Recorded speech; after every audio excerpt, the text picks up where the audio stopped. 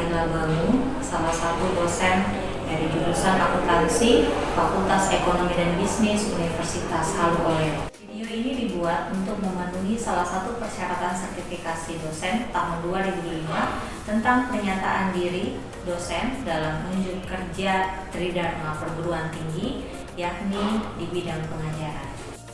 Perkenankan saya untuk menyampaikan mata kuliah yang saya ampu, yakni mata kuliah akuntansi keuangan daerah. Mata kuliah akuntansi keuangan daerah merupakan mata kuliah wajib untuk semester 5 yang diampu oleh 2 dosen dengan jumlah SKS sebanyak 3 SKS.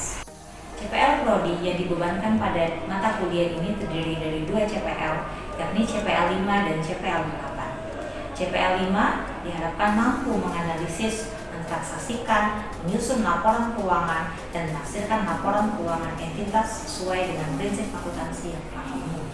Untuk CPL 8 diharapkan mampu menguasai konsep teoritis dan penerapan keuangan akuntansi baik swasta maupun publik. Untuk capaian pembelajaran mata kuliah atau CPMK setelah menyelesaikan mata kuliah ini diharapkan mahasiswa yang pertama mampu menguasai konsep dan prinsip akuntansi keuangan daerah, yang kedua mampu membuat jurnal terkait akuntansi pendapatan, akuntansi beban dan belanja, akuntansi pembiayaan, persediaan, investasi, aset tetap, dana cadangan dan aset lainnya, kewajiban dan koreksi kesalahan. Yang ketiga, mampu menyusun laporan keuangan pemerintah daerah. Dari pembelajaran pada mata kuliah ini terdiri dari yang pertama, gambaran umum akuntansi keuangan daerah, yang kedua, laporan keuangan pemerintah daerah, yang ketiga, akuntansi pendapatan, yang keempat, akuntansi beban dan belanja, yang kelima, akuntansi pembiayaan, yang keenam, akuntansi persediaan, yang ketujuh, akuntansi investasi, yang kedelapan, akuntansi aset tetap, yang kesembilan, akuntansi dana cadangan dan aset lainnya, yang kesepuluh, akuntansi kewajiban, yang kesebelas, akuntansi koreksi kesalahan, perubahan kebijakan akuntansi, dan operasi yang tidak dilanjutkan, yang ke-12 laporan konsolidasian, dan yang ke-13 penyusunan laporan keuangan SKPD. Referensi yang digunakan berasal dari beberapa buku mengenai akuntansi keuangan daerah berbasis aktual. Kami juga menggunakan peraturan pemerintah nomor 71 tahun 2010 tentang standar akuntansi pemerintah, Permendagri nomor 64 tahun 2013 tentang penerapan standar akuntansi pemerintah berbasis aktual pada pemerintah daerah, dan juga menggunakan metode teknis. Untuk pembelajaran pada mata kuliah ini adalah tatap muka dan daring. Metode pembelajarannya menggunakan metode small group discussion, discovery learning, dan self-directed learning. Untuk asesmennya, kami menggunakan 6 komponen evaluasi, yakni penugasan baik itu untuk individu maupun kelompok dengan bobot penilaian sebesar 5%, kemudian aktivitas partisipatif sebesar 25%, kuis sebesar 5%, proyek sebesar 25%, UTS sebesar 20%, dan UAS sebesar 20%, dengan total bobot penilaian yakni 100%. Berikut ini adalah cuplikan video pembelajaran mata kuliah akuntansi keuangan daerah untuk pertemuan ketiga yang dilakukan secara tatap muka. Selamat menyaksikan. Bismillahirrahmanirrahim. Assalamualaikum warahmatullahi wabarakatuh. Waalaikumsalam warahmatullahi wabarakatuh. Apa kabar kalian semua hari ini? Baik, Ibu. Alhamdulillah. Ini kita kembali lagi membahas mata kuliah akuntansi keuangan daerah. Untuk pertemuan ketiga kita akan membahas mengenai akuntansi pendapatan. Untuk akuntansi pendapatan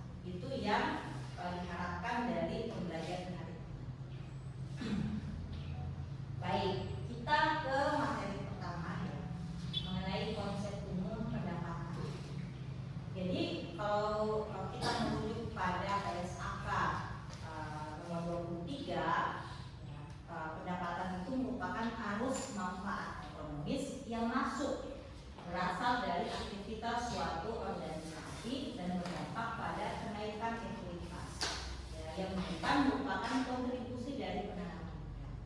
Jadi kalian tentu tahu ya, di persamaan akuntansi ya, mudah-mudahan masih ingat, di setiap ada pendapatan ya ataupun ada peningkatan dari aktiva, dan itu akan mempengaruhi dari sisi ekuitasi. Kemudian pendapatan menurut PSAK nomor 2 paragraf 22 sampai 23, yakni pendapatan diakui pada saat diterima pada rekening kas umum negara atau daerah. Kita ke asas umum penerimaan pendapatan. Yang pertama adalah semua penerimaan pendapatan daerah dalam rangka pelaksanaan urusan pemerintahan daerah itu dikelola dalam APBD. Jadi semua pendapatan yang masuk ya itu pasti masuk dikelola oleh APBD.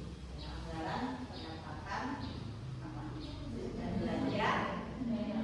Kemudian yang kedua, setiap satuan kerja yang mempunyai tugas memungut dan atau menerima pendapatan daerah wajib melaksanakan pemungutan dan atau penerimaan berdasarkan ketentuan yang ditetapkan dalam peraturan perundang-undangan. Jadi setiap satuan kerja, dinas-dinas yang biasa kita kenal ya, SKPD lah ya, itu mereka punya punya kewajiban untuk melaksanakan pemungutan atau penerimaan terkait dengan pendapatan daerah. Tentunya itu ada ketentuan perundang-undangan yang mengatur.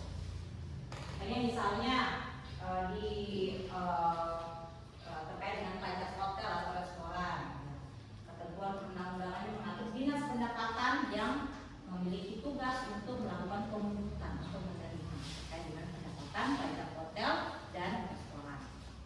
Begitu juga misalnya retribusi di pelelangan, dinas perikanan yang memiliki kewajiban atau tugas untuk melaksanakan pemungutan untuk retribusi di pelelangan.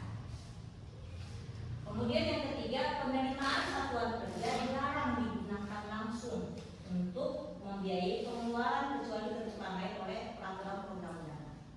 Nah, jadi kalau sudah masuk itu saya pajak atau retribusi atau pendapatan lainnya, jenis yang lainnya itu masuk ke setiap dinas, itu tidak boleh langsung digunakan oleh satuan kerja yang bersangkutan. Misalnya langsung belanja, mengadakan kegiatan langsung pakai, tidak. Itu mereka harus setorkan dulu ke kas daerah. Tidak boleh langsung dipakai. Kecuali memang ada peraturan perundang-undangan yang mengatur terkait dengan itu ya. Tapi dalam hal ini aturannya adalah mereka harus setorkan ke kas daerah. Penerimaan satuan kerja berupa uang atau cek harus disetor segera ke rekening kas umum daerah. Ya. Kemudian yang kelima, setiap penerimaan pendapatan harus didukung oleh bukti yang lengkap dan sah.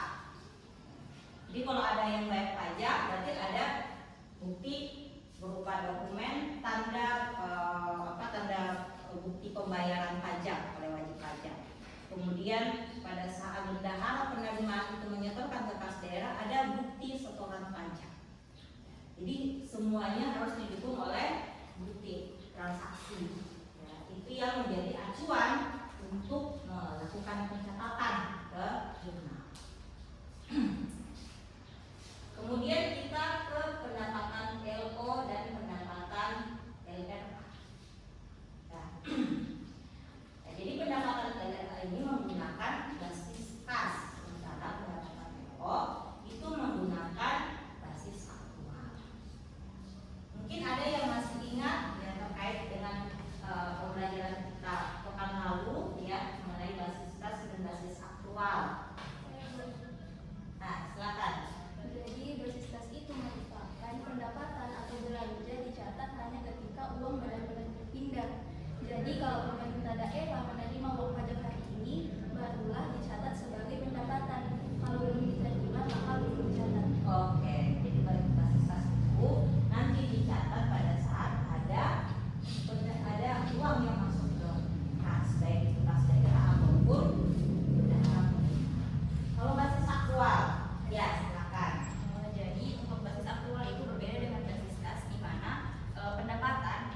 dia dicatat pada saat hak atau kewajiban muncul meskipun uangnya belum diterima atau dibayar. Jadi contohnya misal pemerintah itu sudah menetapkan wajib pajak harus membayar pajak yang ditandai dengan adanya surat ketetapan pajak. Jadi meskipun belum masuk pembayaran pajaknya, tetapi negara sudah mencatat sebagai pendapatan. Jadi kalau sudah ada surat ketetapan pajak atau pendapatan jenis yang lainnya, sudah ada surat ketetapannya, maka itu sudah bisa diakui sebagai hak. Jadi langsung dicatat dia sebagai hak. Itu dia belum. Oke, kita ke materi selanjutnya. Nah ini kembali ya. Ini pendapatan daerah nanti akan dicatat di laporan realisasi anggaran ya. Sementara untuk pendapatan PLO dia dicatat di dalam laporan operasional. Kemudian kita ke sumber pendapatan. Ya. Ada PKD, pendapatan hasil daerah yang terdiri dari pajak, retribusi, hasil penghasilan daerah yang dipisahkan, dan ada yang besar. Kemudian ada pendapatan transfer itu yang diperoleh dari pusat, transfer ke setiap daerah baik provinsi maupun kabupaten. Kemudian ada lain pendapatan daerah yang besar, pendapatan hibah dan lain sebagainya. Nah, ada yang tahu kenapa piutang pajak itu posisinya di debit? Oke, silakan. Kenapa didebit? Karena hutang itu artinya hak kita menagih uang ke orang lain. Jadi ketika hutang bertambah berarti jumlah hak kita bertambah, sama artinya dengan bertambahnya aset. Kemudian jurnal untuk penerimaan pembayaran. Karena wajib pajak setorkan ke kas daerah atau ke bendahara penerimaan, maka posisi debitnya adalah kas di bendahara penerimaan. Kemudian kreditnya piutang pajak, menghapuskan yang tadi yang posisi debit ya, menghapuskan hak yang belum diterima karena sudah diterima. Ini jurnal LO. Sementara jurnal RLA-nya adalah perubahan saldo anggaran lebih ya pada sisi debit dan kreditnya adalah pendapatan pajak. Nah, kemudian di saat bendahara penerimaan itu menyetorkan ke kas daerah, maka PPK itu akan menjurnal RKPPKD pada sisi debit dan kreditnya adalah kas di bendahara penerimaan. Ini kita sudah bahas di pertemuan sebelumnya mengenai akumulasi vokal ya, RKPPKD ada RKSKPD ya, jadi kita tidak perlu mengulang lagi. Nah, kalau misalnya wajib pajak itu bayar ke kas daerah, ya, berarti PPK SKPD itu akan mencatat RKPPKD pada piutang pajak ya, karena tidak melalui bendahara penerimaan, jadi langsung RKPPKD pada. Oke, sampai di sini mungkin ada yang ingin mengajukan pertanyaan sebelum kita lanjut ke contoh soal. Oke, ada baiknya mungkin sebutkan nama dan NIM-nya ya. Ya, silakan. Perkenalkan, nama saya Aneta dengan NIM D1D1230004. Jadi saya mau bertanya, kenapa pendapatan daerah itu harus diakui secara bruto bukan neto? Oke, baik, bagus sekali ya pertanyaannya ya. Kenapa harus diakui secara bruto bukan neto? Itu untuk apa? Untuk mencerminkan transparansi, supaya lebih transparan. Sekian pendapatannya yang diperoleh. Jadi kalau misalnya sudah dikurangi, kita tidak tahu berapa yang didapatkan ini. Kalau dia sudah kurangi dengan pengeluaran atau biaya-biaya yang ada, kita tidak tahu berapa yang diperoleh atas pajak yang bersangkutan. Jadi sehingga untuk lebih transparan, sehingga perlu dicatat menggunakan asas bruto. Untuk pengeluaran sendiri dia punya posnya. Ini ada pos belanja, di situ baru dicatat terkait dengan belanja yang dilakukan atau pengeluaran. Belum itu bagaimana? Sudah bisa dipahami? Yang lain? Sudah. Alhamdulillah. Ada yang ingin bertanya lagi selanjutnya? Saya silakan. Perkenalkan, nama saya Yasha Putri dengan NIM D1C12302.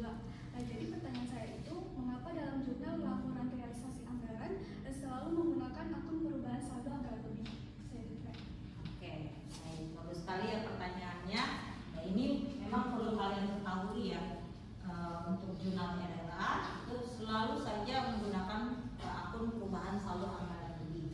Begitu juga dengan transaksi beban belanja, pasti ada akun perubahan saldo anggaran lebih. Nah, di dalam peraturan Permendagri ya, nomor 64 itu dijelaskan bahwa setiap penerimaan pendapatan dan juga penerimaan pembiayaan itu akan menambah saldo anggaran lebih. Dan setiap pengeluaran dari belanja dan juga pengeluaran pembiayaan itu akan mengurangi saldo anggaran lebih. Sehingga setiap ada transaksi pendapatan ya, ataupun ada transaksi belanja, pasti itu akan mempengaruhi dari saldo anggaran lebih. Kemarin kan kita sudah lihat ya format laporan keuangan itu ada akun saldo anggaran lebih (SAL). Jadi akan berpengaruh ke situ. Kenapa tidak dalam jurnal LRA ya, itu tidak menggunakan akun yang lain? Kenapa harus saldo anggaran lebih? Istilahnya perubahan saldo anggaran lebih ini adalah penampung dari aktivitas transaksi. Aktivitas transaksi baik pendapatan, belanja, penerimaan pembiayaan, pengeluaran pembiayaan, jadi dia menampung. Kenapa tidak menggunakan akun yang lain saja Bu untuk jurnal LRA ini? Misalnya Kaska atau apa gitu, atau ekuitas misalnya ya, karena LRA itu adalah fungsinya adalah untuk melakukan pemantauan atau melakukan pemantauan terkait aktivitas anggaran. Sehingga cocok untuk menggunakan akun saldo anggaran lebih. Di saldo anggaran lebih dia akun perubahan saldo anggaran lebih itu dia untuk merekam aktivitas yang berkaitan dengan penerimaan pertambahan atau pengurangan dari anggaran tersebut. Sehingga di aturannya juga Permendagri juga yang menggunakan perubahan saldo anggaran lebih.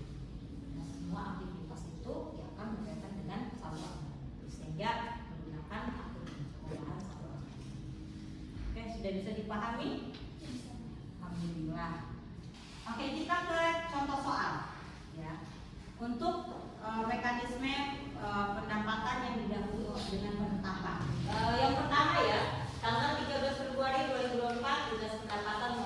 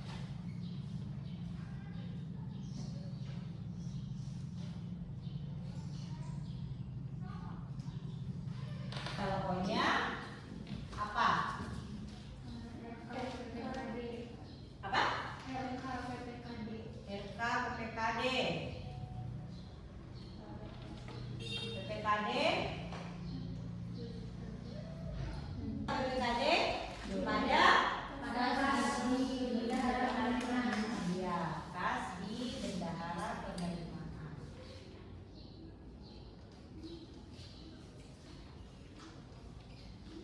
Bisa, 2 juta. Dia jurnal apa yang kita tulis, yang kita catat? LO dan ANRA. Jurnal LO-nya apa? Kas di bendahara penerimaan. Kas di bendahara penerimaan. Berapa? 1.500 pada pendapatan pajak hotel. pendapatan pajak hotel. Rekor sebesar 7.500.000. LRA-nya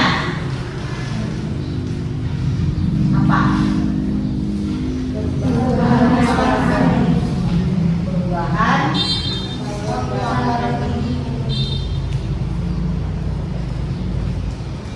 pada Pendapatan pajak hotel. Oke, pendapatan pajak hotel. Kita lihat. Bendahara penerimaan menyetorkan pendapatan ini ke kas daerah. Nah, gimana ini? Sama ya dengan ini. Jurnalnya NKPPKD pada kas di bendahara penerimaan sebesar 7.500. Kemudian yang ketiga, tanggal 10 Mei 2024 dilakukan pemeriksaan. Ya, ternyata ditemukan adanya pajak kurang bayar sebesar 1.700.000. Nah, bagaimana mencatat ini yang kurang bayar ini? Pajak hotel. Ya, piutang pajak hotel sebesar 700. Pada apa? Pendapatan pajak hotel. Pendapatan pajak 7.700. Sampai sini sudah paham ya? Nah, oke, yang ketiga ini untuk yang pembayaran dilakukan buka untuk beberapa periode. Yang pertama, tanggal 1 September 2024, Dinas Pendapatan menerima pembayaran pajak reklame yang dibayarkan untuk masa 1 tahun ke depan sebesar 36 juta. Kas di bendahara penerimaan. Kas di bendahara berapa? 36 juta. Ada pendapatan diterima di buka. ya, pendapatan diterima di buka. Nah, ini disetorkan ke kas daerah. Kalau setornya sama kayak tadi ya, NKPPKD pada kas di bendahara penerimaan sebesar 36 juta. Kemudian yang ketiga, dilakukan penyesuaian pada 31 Desember 2024 ya. Yang mana dia melakukan pengakuan pendapatan LO dari pajak reklame untuk tahun 2024 dengan menerbitkan bukti memorial. Nah, penyesuaiannya bagaimana nih jurnalnya? Nah, bagaimana jurnalnya untuk penyesuaian? Apa? 36 juta. Kita hitung dulu ya. 36 juta kita bagi berapa? 12. Berapa? 3 juta. Ini 12 bulan ya. 12 bulan. Kemudian dia bayarnya 1 September sampai 31 Desember. Berarti berapa bulan? 4 bulan. Berarti 3 juta kali 4 bulan berarti 12 juta. Oke. Jadi berapa bagaimana jurnalnya? Pendapatan diterima di muka di sisi debit ya untuk menghapus 12 juta dari pendapatan diterima di muka yang diperoleh pada 1 September yang sebesar 36 juta. Jadi berkurang di 36 kurang 12 ya. Ini 12 juta.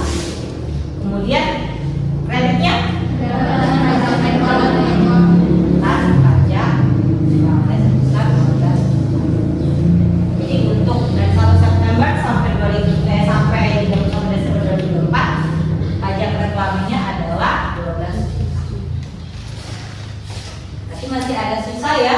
diakuinya pada tahun ke depan. Itu ya untuk materi akuntansi pendapatan. Kita sudah sampai di contoh soal. Ini ada soal latihan ya. Ini tugas kalian untuk latihan di rumah, nanti dikumpulkan pekan depan ya, supaya ibu mengetahui sampai di mana pemahaman kalian terkait dengan materi ini ya, khususnya untuk menjurnal terkait dengan transaksi pendapatan. Sekian untuk materi kita pada pertemuan ketiga hari ini ya, mengenai akuntansi pendapatan. Kita ketemu lagi pekan depan untuk materi selanjutnya ya, sesuai dengan urutan MPS, berarti akuntansi beban dan belanja ya. Ibu harapkan kalian membaca terlebih dahulu di rumah sebelum kita lakukan proses belajar mengajar di pekan ke depan. Oke, mungkin ada yang mau menyimpulkan terkait dengan materi hari ini? Silakan ya, nama dan status ya. Oke, baik, terima kasih atas kesempatannya. Perkenalkan, nama saya Adi Wijaya dengan NIM akhir 001. Baik, kesimpulan yang dapat saya tarik itu pendapatan daerah itu diklasifikasikan menjadi 3. Pertama, ada pendapatan asli daerah yang didapatkan dari pajak daerah, retribusi daerah, dan hasil pengelolaan kekayaan daerah yang dipisahkan. Kedua, ada pendapatan transfer. Nah, pendapatan transfer ini didapatkan dari dana perimbangan dan alokasi khusus. Ketiga, yaitu lain-lain pendapatan daerah yang sah. Nah, ini didapatkan dari dana hibah ataupun dana darurat, seperti dana darurat ketika terjadi bencana nasional. Oke, bagus ya. Mungkin ada lagi yang ingin menunjukkan ya, silakan. Perkenalkan, nama saya Nurabia, NIM B1 basis pencatatan dibedakan menjadi 2. Yang pertama itu pendapatan LLA dicatat di basis kas dan dilaporkan di laporan realisasi anggaran.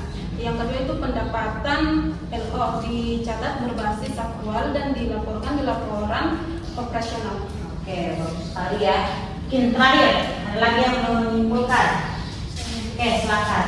Baik, terima kasih atas kesempatan yang kami berikan kepada saya. Di sini perkenalkan, nama saya Sanda dengan NIM 024. Jadi mungkin dari hasil diskusi kita pada siang hari ini, saya bisa sedikit menambahkan kesimpulan yang sudah bisa dibacakan oleh teman-teman sekalian. Jadi pengakuan pendapatan itu baru bisa dilakukan pada saat hak pemerintah itu muncul. Misalnya seperti sudah ada penetapan pajak dan jumlahnya itu seharusnya dapat diukur secara andal atau saat diterima jika tanpa penetapan. Mungkin itu saja, Bu. Terima kasih. Sekali ya. Ya, dari kesimpulannya sudah dipaparkan oleh 3 orang teman kita ya. Maka berlanjutkan ke materi pada hari ini.